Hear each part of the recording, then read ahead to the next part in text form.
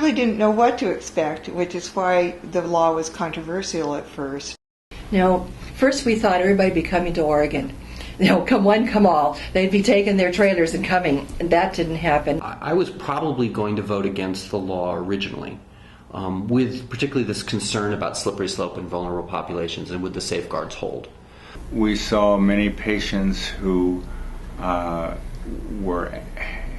that they had reached the end of traditional treatment for their disease and that there were no options. We saw, at least in the experience within the health maintenance group where I was working, we saw many more violent suicides among terminally ill patients. I was completely uncommitted.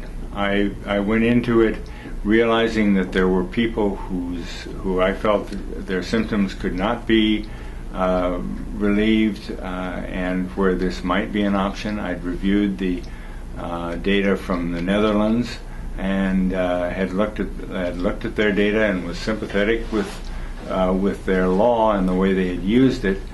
But I also felt that there were ways in which this law had to be crafted very carefully to avoid abuse.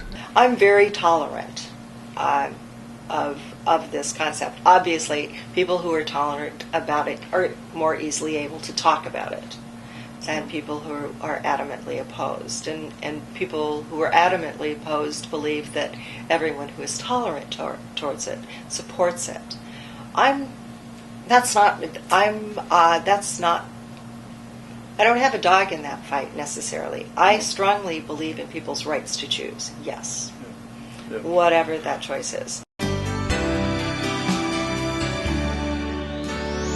In some ways, the law becomes a bit of a framework. There are specific things you must discuss, but it means you can have that conversation. It gives you some guidelines on things you'll want to be sure to cover, and most important, I want to emphasize that that there doesn't have to be a reaction of fear or concern or, are we crossing some legal boundary when the question is brought up. You can have an open discussion of that. And I have a number of stories, maybe if we get into it, about where I think patient communication has been improved even when it really wasn't what was on the table.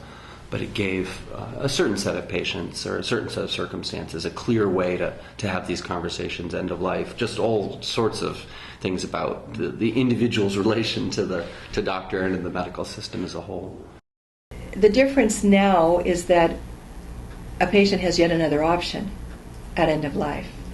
And I think it gives patients the freedom of choice and the freedom of exerting their autonomy and having more what I call authentic conversations with their physicians. The fact that the law exists here makes it easier for us to have conversations. When they bring up that one, we can talk about all of the others. So with the law the way it is now, it's very nice to be able to hold those conversations, and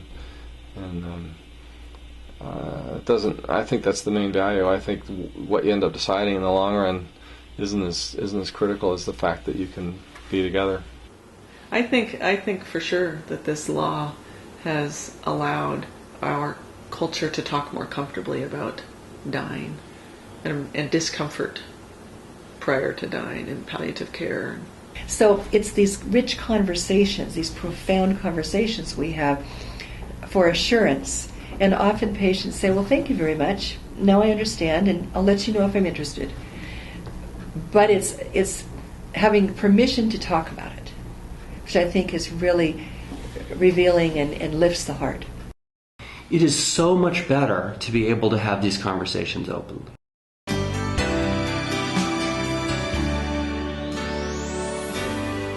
And it was predicted that thousands would use it every year. We were the only organization who was accurate. Critics would think that there's going to be a huge rush of people that'll be looking to get a prescription. Can you give any reason why they didn't here in Oregon? Well, I can't imagine why they would anywhere. Because it just turns out people don't want to die, And the people that do are in a very, very special circumstance that none of us have ever been to. We didn't think that it would be very many. So So it's not like people want to die. You know, I think I'm less surprised than others, because, again, when you work with patients, when you're with folks at the bedside, if you will, in a terminal illness, you know, the human desire for life, that drive, is very, very strong. I think you have the number that you mentioned, over 300, have used the law the way it was written to be used, but many, many more hundreds, if not thousands, of Oregonians have gotten peace of mind because they know that they have the law if they need it. And I think that's just as important as the people who actually ended up using the law.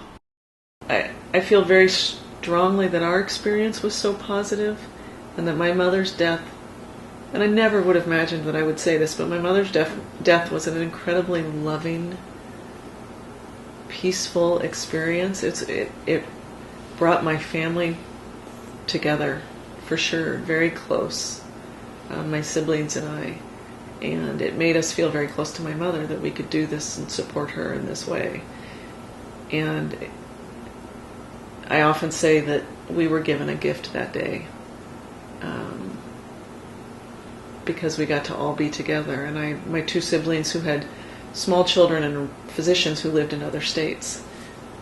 And, you know, life is very complicated at that stage of your career and life, and it's very busy. And they were able to be by my mom's side, where they hadn't been able to be during a lot of her illness, which was very hard for them to be so far away. And we were able to all be together and kiss her and hold her and tell her goodbye, and what a treasure that is. I've had at least 2 patients now, their families claim that they live longer for knowing that they would have that control. They would have the strength to take another trip or to go ahead and eat even when their body told them they weren't hungry, because they knew they'd had that control back and they could now play out a few more things. Yeah. So I'm convinced it's been a great help.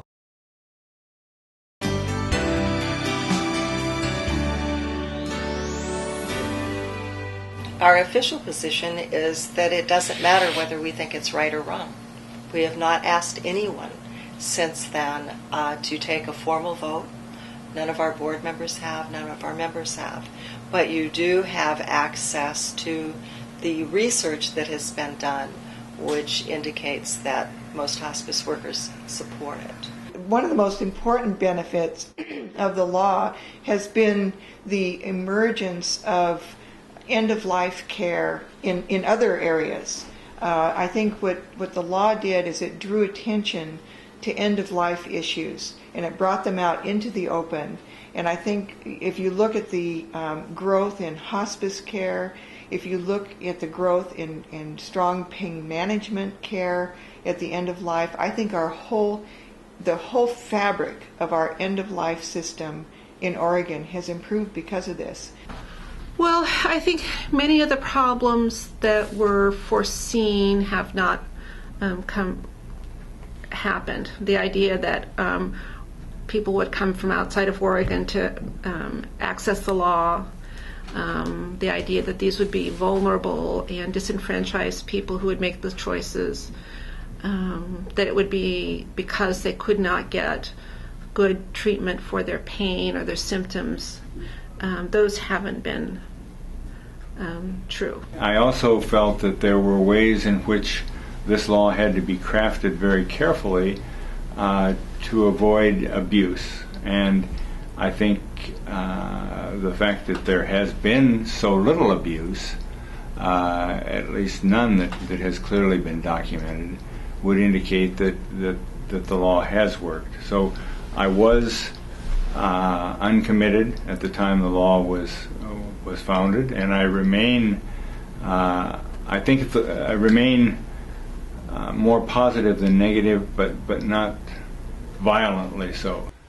There's an interesting thing that people who use this option, it's an achievement for them. You know, they have to go through a process to get the prescription. It's a long, somewhat arduous process, and they will particularly it's not surprising when they complain along the way of, boy, this law makes it hard. And I'll say, well, I'm glad, and the purpose wasn't to make it easy, it was just to make it possible.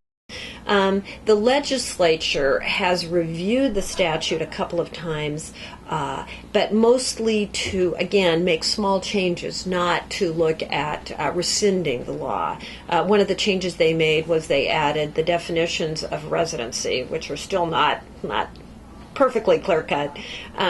So that was added. The pharmacy reporting requirement was added. Some of the timing that the reports needed to get to us. So there were a few things that got changed, but nothing that was sort of substantive in terms of rescinding the act.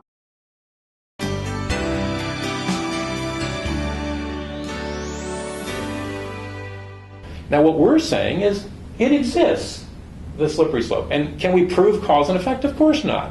And we can't show cause and effect. That's not what we're claiming.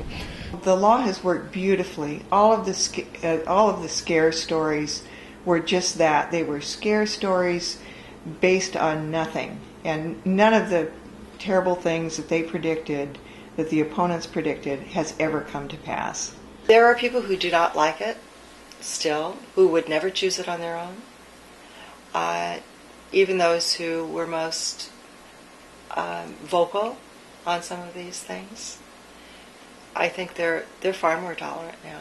I mean, we have the experience. The sky didn't fall.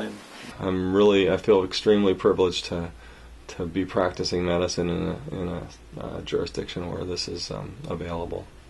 And I'm really impressed at how people have changed here during the time that it's been around. To whoever, it doesn't mean that everybody here suddenly believes in writing prescriptions, but the openness, everybody appreciates the communication, and everybody participates in that.